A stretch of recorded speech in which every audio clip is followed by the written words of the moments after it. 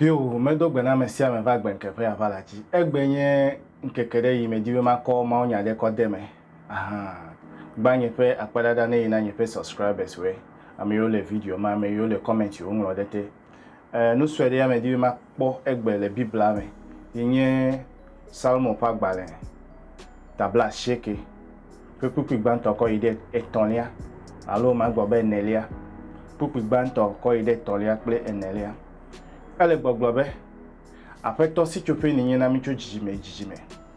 ha fi to na vado anyi gba pe he me na jola we yin ma ocho ma vo me we na me gbe to ga to na zo akewo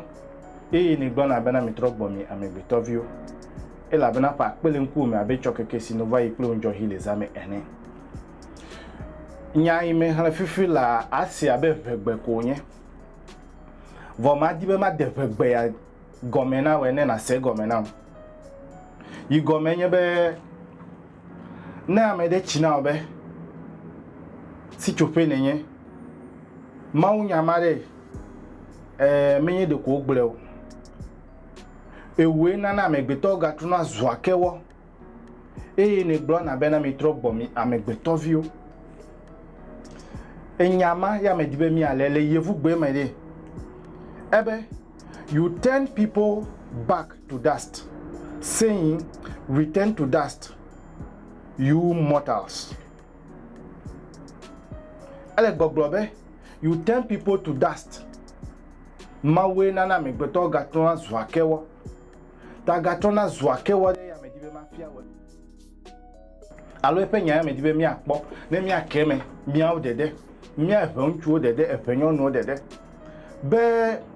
mi atogbe onyabe mauli chuma vome ma vome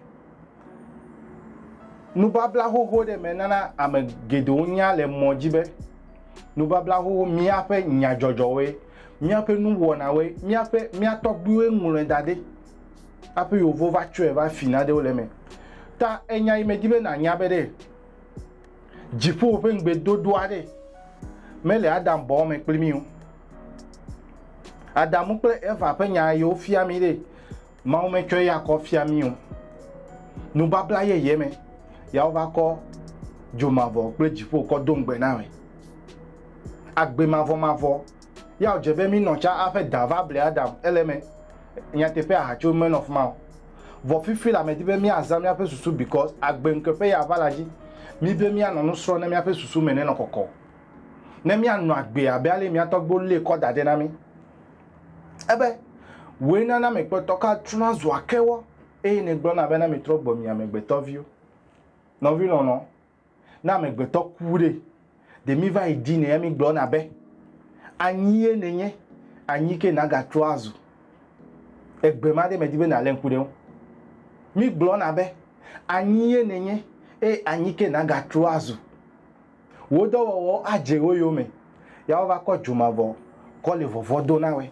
over ko jipo ko le ngbedo na we vo o le gbogbobe le Salomo pagbalo ta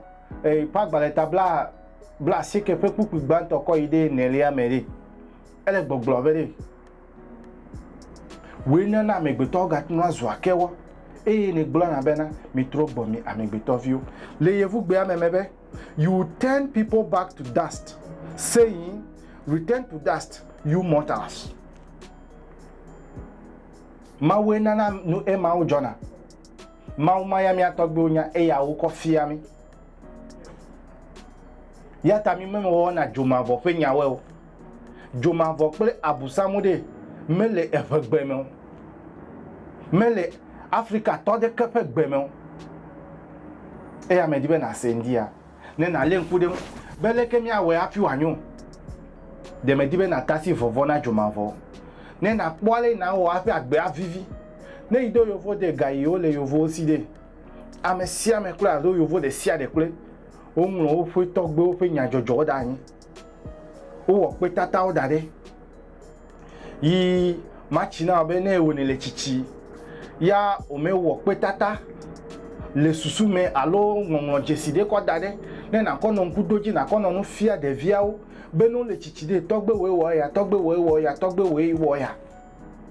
me de suku me be me wɔ history do vɔnye me nya tɔgbe chale o nya leke o me fia mi o nyo teacher nyo nye history master ye nye Mr. Fenyo e fiam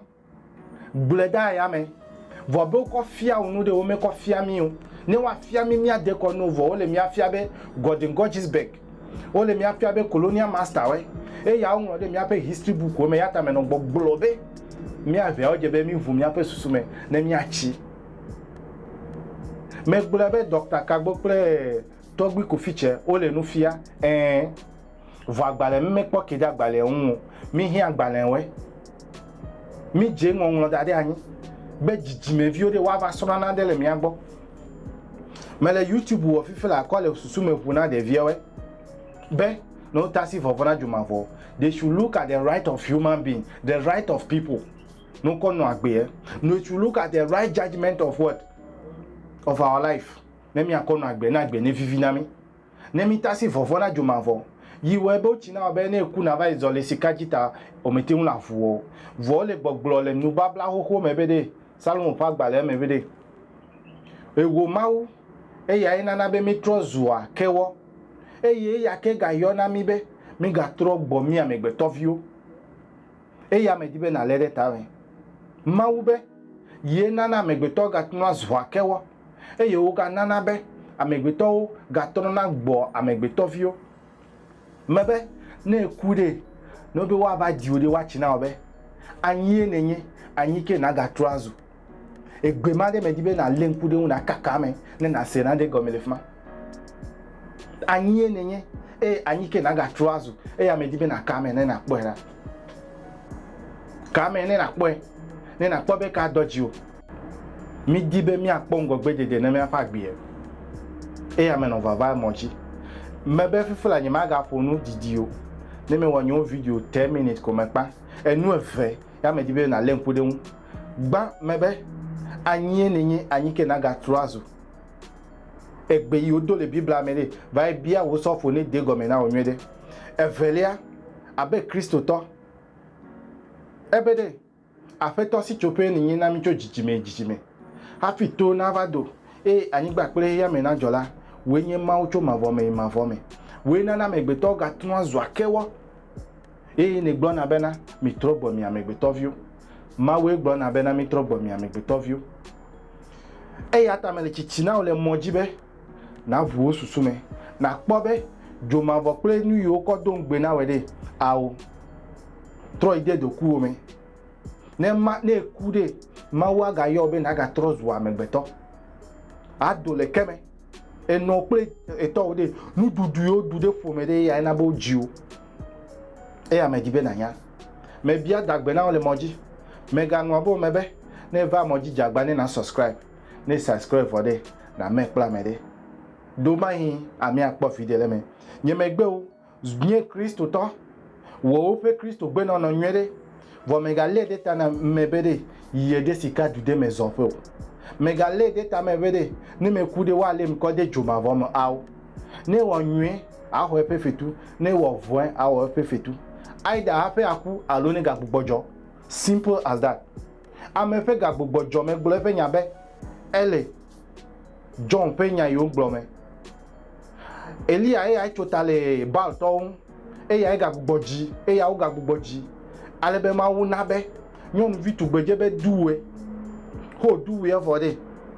obi anyonu vi be che edi la gbe ya meda nyonu vi be hia John Peter ya o ba cho John Peter cover ne Elia pe lupode ya o fia funenema sigbe bibla fia mi ma ple susube ne wo voin a ho voin ne wo nwe a ho nwe pefetu no vi no we me bia dagbe na mesiame mi anokame